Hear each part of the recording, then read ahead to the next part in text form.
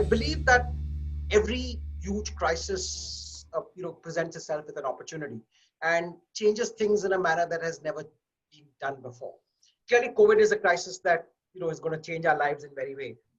And I would just look at it in the following context. I think one is, if I look at the impact on consumers, I think the first reaction is that a lot of consumers are going to rethink their entire approach to their spending, right? So when it comes to product purchases, they could either get deferred, right? If I'm in the market for a holiday, if I'm in the market to buy a high-end LED TV, I recognize the uncertainty. I know that shops are closed. I believe that this is not a good time to buy.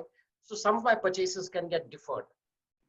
A lot of purchases might even get what I would say downtraded, right? Which is effectively means that a consumer will recognize the new reality and might think that the uncertainty could impact him personally, and therefore would downtrade some of his purchases. If he's in, trying to buy something expensive, maybe he'd kind of look at a cheaper option.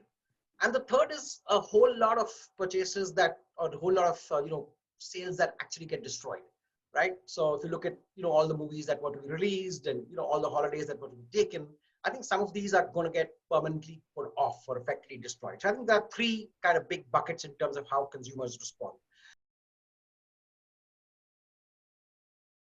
If we're looking at three strategies, one is that you have your product set the way it is today, right? Your existing distribution channels are off gear.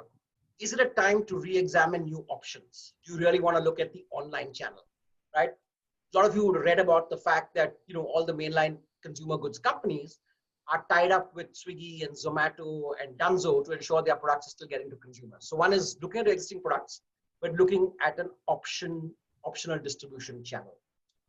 The second is really looking at the same infra that you have, but looking at different products. There's some classic cases. I believe Dyson used their high-end technology that drives vacuum cleaners to quickly pivot and make ventilators. Right? Some of you read about some of the large spirits companies in India that actually turned around and quickly got down to making sanitizers. Right? So the other is really using your infra and seeing if there are products that are more relevant to the current crisis. And the third thing is to look at your existing products and see, is there a different option of serving them? I mean, I read two great examples. One was, one of the largest, hotel chains that actually plotted all their hotels to the nearest healthcare facility and then converted a few of them into quarantine centers. So they could offer these to the hospitals. More importantly, a lot of the hospital paramedical staff that had to commute to huge distances can now stay at the hotel and literally walk across to the hospitals, right? So I think these examples, so I think the agility and the ability to look at your business is going to be one criteria that all of you may want to examine.